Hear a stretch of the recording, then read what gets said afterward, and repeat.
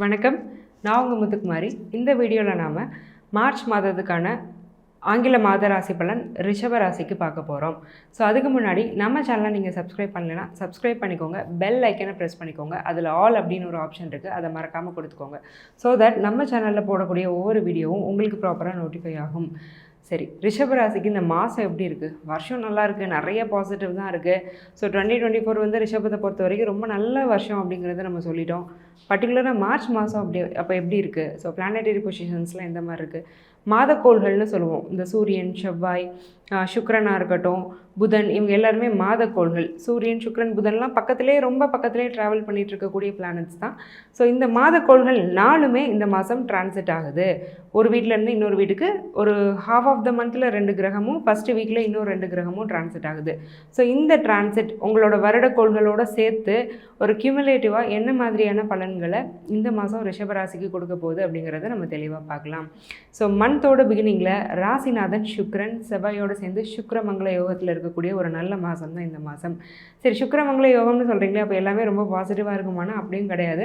அதுக்கான ரீசன் என்னென்னா, சுக்கிரமங்கல யோகம்ங்கிறதே வந்து உங்கள் ராசியை வச்சு நம்ம சொல்ல முடியாது. உங்களுடைய லக்னத்தோட அடிப்படையில் தான் அது நடக்கும். ஆனாலும் சுக்கிரன் செவ்வாய் காம்பினேஷனுங்கிறது ஒரு நல்ல விஷயம்தான். செவ்வாய் நீசமாக இருக்கும்போது தான் சுக்கிரன் வந்து கொஞ்சம் நெகட்டிவாக இருப்பார். 2 பேரும் சேர்ந்துருந்தா. உச்சமாக இருக்கும்போது அது செவ்வாய்க்கும் அந்த சுக்கிரனால் நல்லதான், சுக்கிரன் செவ்வாயால் டிஸ்டர்ப் ஆக போகிறதில்ல. இன்னொன்று, இந்த 2 கிரகமுமே சுக்கிரன் செவ்வாய் வந்து ஆண் கிரகம்னு சொல்லுவோம், சுக்கிரனை ஒரு பெண் கிரகம்னு சொல்லுவோம். ஸோ ஒரு ஆணாக இருக்கிறதுக்கு செவ்வாய் ரொம்ப முக்கியம், ஒரு பெண்ணாக இருக்கிறதுக்கு சுக்கிரன் ரொம்ப முக்கியம். ஸோ இந்த 2 கிரகங்களோட காம்பினேஷனுங்கிறது வந்து கண்டிப்பாக இது ஒரு பாசிட்டிவானது தான். ஏன்னா இது ரொம்ப என்ன சொல்கிறது, ஒரு வேல்யூ உள்ள ஒரு காம்பினேஷன். ஸோ லைஃபுக்கு ரொம்ப ஒரு முக்கியமான ஒரு காம்பினேஷனும் கூட. ஸோ இந்த அமைப்பில் தான் இந்த மாதம் பிறந்திருக்கு. ஸோ இந்த மந்த் ஃபுல்லாக உங்களுக்கு எப்படி இருக்க போகுது? ஒவ்வொரு செக்டாராக நம்ம பார்த்துடலாம். ஃபஸ்ட்டு தொழில். சொந்த தொழிலில் நான் இருக்கேன், எனக்கு எப்படி இருக்கும்? நல்லாயிருக்கும். என்ன ரீசன்னா, 6ஆம் அதிபதியே உங்கள் ராசிநாதன் சுக்கிரன் தான். பொதுவாகவே அந்த சுக்கிர ராசியில் உள்ளவங்க வந்து very good at money making. ரிஷப ராசியில் உள்ளவங்க வந்து எப்படியாவது நம்ம பணம் சேர்த்தணுங்கிற ஒரு ஆசை வரும். ஈவன் ரொம்ப யங்ஸ்டர்ஸ் இல்லை, கொஞ்சம் வயசானாலுமே அவங்களுக்கு அந்த ஒரு எண்ணம் இருக்கும். அதாவது ரொம்ப சோர்ந்து போக மாட்டாங்க. நமக்கு ரொம்ப வயசாகிடுச்சுலாம் நினைக்கக்கூடிய ஒரு கேரக்டர் வந்து இருக்காது. ஸோ என்ன வயசுனா என்ன, இன்னும் நமக்கு இயர்ஸ் இருக்குது, any day is good day, any day is new பிகினிங்னு அப்படின்னு ஒரு பாசிட்டிவான ஒரு தாட் தான் எப்போவுமே உங்களுக்கு இருக்கும். So already are very good at money making. அதனால தான் அந்த ராசிநாதனே 6ஆம் அதிபதியாகவும் இருக்கிறாரு. ஸோ தொழிலில் நிறைய பேர் இருப்பாங்க. ரிஷப ராசிக்காரங்க, துலாம் ராசிக்காரங்கெல்லாம் தொழிலில் நிறைய பேர் இருப்பாங்க. சரி, இந்த மாதம் அந்த தொழில் எப்படி இருக்குது? செவ்வாயோடு சேர்ந்துருக்கிறதுனால food business, food and food products, import export, real estate, fireworks, hospitality, அப்புறம் சில ரூம்ஸ், லாட்ஜஸ், இந்த மாதிரிலாம் பிஸ்னஸ் பண்ணுறவங்க, இவங்களுக்குலாம் ரொம்ப நல்லா இருக்க போகுது. டிரான்ஸ்போர்ட், டூரிசம் ரொம்ப நல்லா இருக்க போகுது. ஏன்னா இதெல்லாம் செவ்வாயோட பிஸ்னஸ். சுக்கிரன் கூட சேர்ந்து செவ்வாயை பாசிட்டிவாக ஆக்டிவேட் பண்ணுறதுனால இந்த மாதிரியான பிஸ்னஸில் இருக்கிறவங்க நல்லா இருக்க போகிறாங்க. அப்போ மித்த செக்டார்லலாம் நாங்கள் பிஸ்னஸ் பண்ணுறோம், எங்களுக்கு எப்படி இருக்கும்னா உங்களுக்குமே நல்லா இருக்க போகுது. இது ஒரு ஆடட் அட்வான்டேஜ். ஸோ இந்த செவ்வாய் ரொம்ப ஸ்ட்ராங்காக இருக்கிறதுனால, நல்லா இருக்கிறதுனால இந்த ஒரு விஷயத்தை நான் சொல்கிறேன். ஸோ வேறு ஏதாவது பிஸ்னஸ் நீங்கள் பண்ணிகிட்டே இருக்க போகிறீங்கனாலும் தொழில் மூலமாக லாபம் அப்படிங்கிறது கண்டிப்பாக இருக்க போகுது. அதுவும் ஃபர்ஸ்ட் ஹாஃப் ஆஃப் த மந்தில் ரொம்ப எக்ஸலண்ட்டாக இருக்குது. செகண்ட் ஹாஃப் ஆஃப் த மந்தில் எதுவும் இம்பார்ட்டன்ட் டெசிஷன்ஸ் தொழில் சம்மந்தமாக இருக்க வேண்டாம். இந்த ஃபஸ்ட்டு 15 டேஸில் என்ன வருதோ அதை அப்படியே கொண்டு போங்க. லாபம் அப்படிங்கிறது உறுதி. லாபத்தில் எந்த குறையுமே இல்லை. ஏன்னா 11ஆம் இடத்துல ராகு இருக்கிற வரைக்கும் உங்களுக்கு லாபம் அப்படிங்கிறது இருந்துகிட்டே தான் இருக்கும். புதனும் போய் இந்த தடவை அந்த 11ஆம் அதிபதி ராகுவோட சேர போகிறார். புதன் பஞ்சமாதிபதி தான். ஸோ உங்களுடைய எண்ணம் ஈடேறும். நீங்கள் நினைக்கிற லாபம் உங்கள் தொழிலில் கிடைக்கும் அப்படிங்கிறது தான் இந்த காம்பினேஷன் இண்டிகேட் பண்ணுது. சரிங்க, ஓகே, தொழில் நல்லாயிருக்கும். நாங்கள் பிஸ்னஸ் பீப்புளெலாம் கிடையாது, நாங்கள் வந்து வேலையில் இருக்கோம், நான் ஒரு ஆர்கனைசேஷனில் வேலை செய்கிறேன், மாத சம்பளத்துக்கு நான் வேலை செய்கிறேன், இதுதான் என்னோடய லைஃப் ஸ்டைலும், இதை தான் நான் கண்டினியூவும் பண்ண போகிறேன், எனக்கு பெருசாக பிஸ்னஸ்லலாம் இன்ட்ரெஸ்ட் இல்லை, I am a working community person, எனக்கு எப்படி இருக்கும் இந்த மாதம் அப்படின்னா நல்லாயிருக்கும். என்ன ரீசன்னா, 10ஆம் இடம் நல்லாயிருக்கு. ஃபர்ஸ்ட் ஆஃப் ஆல் 10ஆம் அதிபதி 10லே இருக்கிறாரு. ஸோ வேலை கன்ஃபார்ம், நிறைய பேருக்கு வேலை கிடச்சிருக்கு, ஜாப் செக்யூரிட்டி இருக்குது. வேலை இப்போ போயிருமோ அப்போ போயிருமோங்கிற பயம் இல்லை. ஏன்னா நானும் என் கிளைண்ட்ஸ் நிறைய பேரை பார்த்துட்டேன். ரிஷபராசியில் வந்து நிறைய பேர் நான் லே ஆஃப் ஆயிடுவேனான்னு ஏன்னா லாஸ்ட்டு கிட்டத்தட்ட ஒரு 4 மந்த்ஸில் எனக்கு வந்த கால்ஸ் எல்லாருமே ID people, ma'am lay off பண்ணிட்டாங்க, நான் லே ஆஃப் பண்ணப்பட்டுருவேணும்னு எனக்கு பயமாக இருக்குது. இதில் நான் மோஸ்ட்லி பார்த்தது யாருன்னா கடகராசி, மிதுன ராசி பார்த்தேன், கும்பம் பார்த்தேன், மகரம் பார்த்தேன்.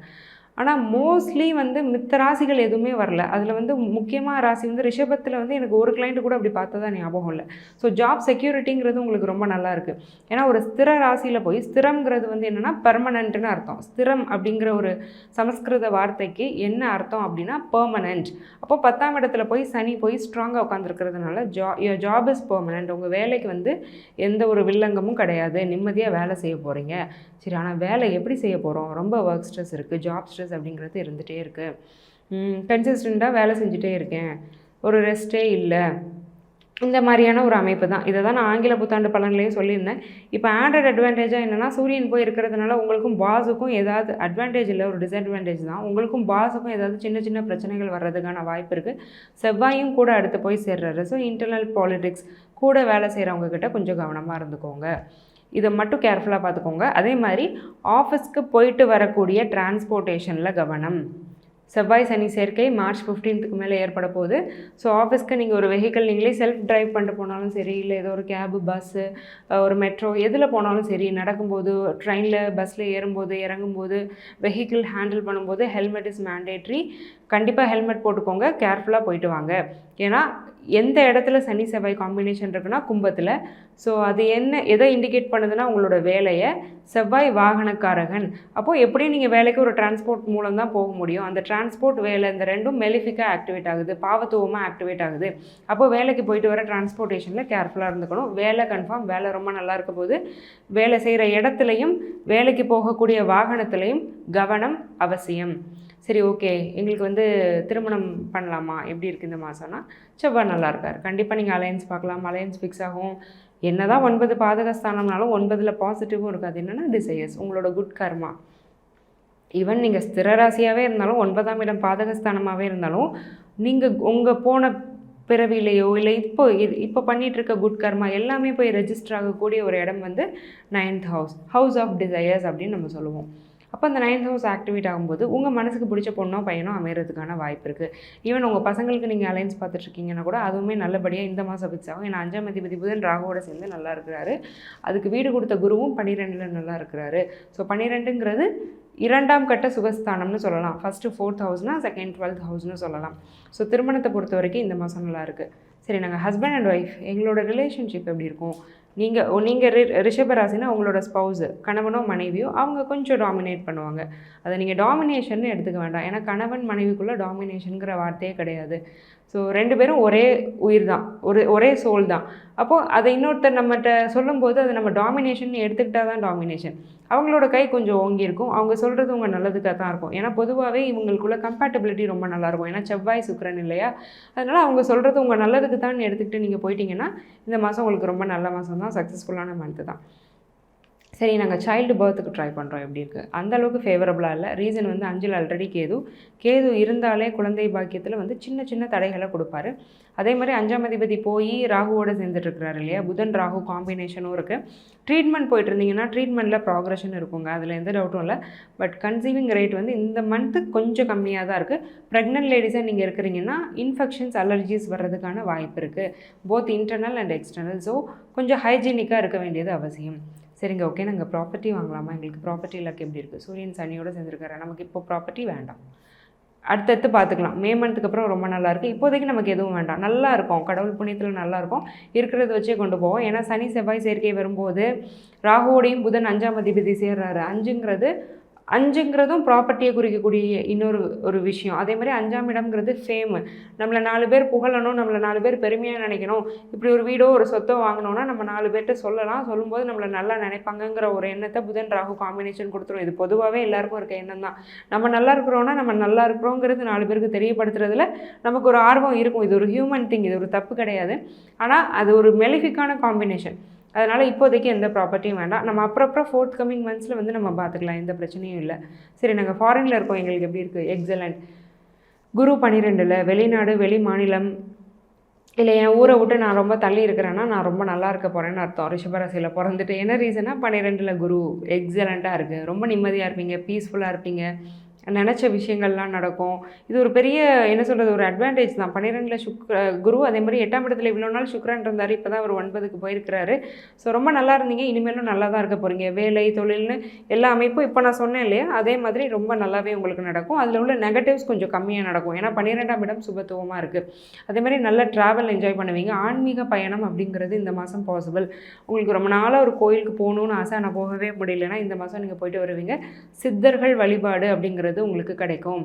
மெடிடேஷன் பொதுவாகவே நீங்கள் பண்ணுறது நல்ல விஷயம் தான். ஏதாவது ஜீவசமாதி, சித்தர்கள் அந்த மாதிரி யாராவது ஒருத்தரை தரிசனம் பண்ணக்கூடிய பிராப்தம் உங்களுக்கு அமையப்பெறும். அதே மாதிரி குலதெய்வ வழிபாடும் நீங்கள் பண்ணிக்கிறது நல்லது. ஈவன் கோயிலுக்கு போக முடியலனாலும் நீங்கள் வீட்டிலே சுவாமியை நினச்சி கும்பிட்டுக்கிறது வந்து ஒரு நல்ல விஷயம். ஏன்னா 12ல் ஆன்மீக கிரகமான குரு இருக்கிறதுனால ஸ்பிரிச்சுவல் ட்ரிப்ஸு, அந்த ஸ்பிரிச்சுவல் இன்ட்ரெஸ்ட் அப்படிங்கிறது ரொம்ப அதிகமாகும். நிறைய பேர் ரொம்ப நாளாக சாமியை கும்பல, இப்போ எனக்கு பக்தி வந்திருக்குன்னு ஃபீல் பண்ணக்கூடிய ஒரு நல்ல மாதம் தான் இந்த மார்ச் மாதம். சரி, ஓகே. நாங்கள் ஸ்டூடெண்ட்ஸ், எங்களுக்கு எப்படி இருக்க போகுது, நாங்கள் எப்படி எக்ஸாம்ஸ்லாம் எழுத போகிறோம், எப்படி எக்ஸாம்ஸை ஃபேஸ் பண்ண போகிறோம். எக்ஸாம் ஃபியர் அப்படிங்கிறது வந்து இருந்துகிட்டே இருக்கும். ஒரு பயம், பதட்டம், ஒரு ஆங்ஸைட்டி. நான் பண்ண முடியுமா, முடியாதா, என்னால் இந்த எக்ஸாமை கிளியர் பண்ண முடியுமான்னு நம்ம நினச்சிட்டே இருப்போம். பட் பண்ண முடியும். சூரியன் சனியோடு சேர்ந்துருக்கிறதுனால first half of the month வந்து எப்படின்னா கொஞ்சம் அப்ஸ் அண்ட் டவுன்ஸ் இருக்குது. ஒரு சோம்பேறித்தனம் இருக்குது. படிக்கணுமா, நம்ம நாளைக்கு படித்தா என்ன, நம்ம ஏன் படிக்கணும்னு நிறைய பேர் நினச்சிட்ருக்கோம். சில பேர் எப்படி யோசிக்க ஆரம்பிச்சிட்டாங்கன்னா, நிஜமாகவே இப்படி படிக்கிறவங்கலாம் என்ன அதே டிகிரி எடுத்துகிட்டு அந்த வேலைக்காக போகிறாங்க, அப்போ நம்மளோட இன்ட்ரெஸ்ட்டை பர்சியூ பண்ணலாமே, என்ன தப்பு இருக்குது அப்படின்லாம் யோசிக்க வைக்கும் இந்த காம்பினேஷன். ஏன்னா ரொம்ப ஒரு என்ன சொல்கிறது, ஒரு அஹெட் திங்கிங், ரொம்ப ஒரு லேட்ரல் திங்கிங்னு சொல்லுவாங்க. ரொம்ப முன்னோக்கி போய் சிந்திக்கிறது. வேண்டாம், பரவாயில்ல, இருக்கிற டிகிரியை நல்லா முடிப்போம். ஏன்னா நம்ம ஒரு காசு கட்டி படிக்க ஆரம்பிச்சிட்டோம். படிப்புங்கிறது வேஸ்ட் கிடையாது எப்போவுமே. நமக்கு பிடிச்சதை நம்ம அப்புறமா பர்சியூ பண்ணிக்கலாம். ஸோ அந்த மைண்ட் செட்டுக்கு வந்துடுங்க. படிச்சிருங்க. ஓகே, படித்து ஒரு டீசெண்டான ஒரு கிரேடில் ஒரு எக்ஸாமை கிளியர் பண்ணிடுறது நல்லது. காம்படிட்டிவ் எக்ஸாமுக்கான கேண்டிடேட்ஸ்க்கு நல்லாயிருக்கு. செகண்ட் ஹாஃப் ஆஃப் த மந்த்லேருந்து டிஎன்பிஎஸ்சி, யூபிஎஸ்சி ரொம்ப நல்லாயிருக்கு. பிகினிங்லேருந்தே நீட், யூனிஃபார்ம்டு சர்வீசஸ், அதுக்கப்புறம் உங்களுடைய அந்த ரயில்வேஸ், இந்த மாதிரியான எக்ஸாம்ஸ் எழுதுகிறவங்களுக்குலாம் ரொம்ப நல்லாயிருக்கும். பொதுவாக டாக்டர் ப்ரொஃபஷனில் உள்ளவங்களுக்கு எந்த ராசியாக வேணாலும் இருந்துட்டு போங்க, செவ்வாய் உச்சமாக இருக்கிறது நல்லாயிருக்கு. அதே மாதிரி சீட்ஸ் வந்து நல்லா கிடைக்கும். ஏன்னா இந்த ராசிக்கு செவ்வாய் வந்து பாதக கிரகம்னு கிடையாது, கெட்டவர்னு கிடையாது, பகை கிரகம் தான். ஸோ அதனால் நீட் எக்ஸாமினேஷன்ஸ்க்கும் ப்ரிப்பேர் பண்ணுறவங்க நல்லா ப்ரிப்பேர் பண்ணுவீங்க இந்த மந்த்து. ஸோ இந்த இயர் நல்லா இருக்கிறதுனால அதோட செலெக்ஷன்ஸும் ரொம்ப நிறையா இருக்கும். ஸோ நல்லா படிங்க. இவ்வளோ நேரம் நம்ம பார்த்துட்டு இருந்தது வெறும் ஜென்ரலான ப்ரெடிக்ஷன்ஸ் தான், பொது பலன் தான். இது வந்து உங்களுக்கு அப்படியே நடக்கணுங்கிற அவசியம் இல்லை. உங்களோட சுய ஜாதகம் தான் வெரி யூனிக். உங்கள் கைரேகை எப்படி யூனிக்கோ அதே மாதிரி உங்கள் ஒவ்வொருத்தரோட சுய ஜாதகம்ங்கிறது யூனிக். அதுதான் நீங்கள் யாருங்கிறத சொல்லும்.